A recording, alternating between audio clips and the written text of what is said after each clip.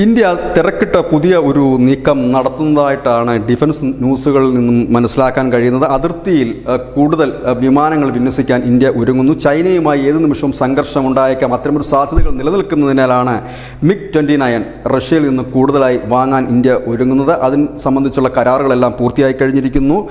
റഷ്യയിൽ നിന്നാണ് 1980 നമ്മൾ ഈ MiG-29 ആദ്യ വേർഷൻ നമ്മൾ വാങ്ങിയത്. ഇപ്പോൾ അതിൻ്റെ ലേറ്റസ്റ്റ് വേർഷനാണ് നമ്മൾ വാങ്ങുന്നത്.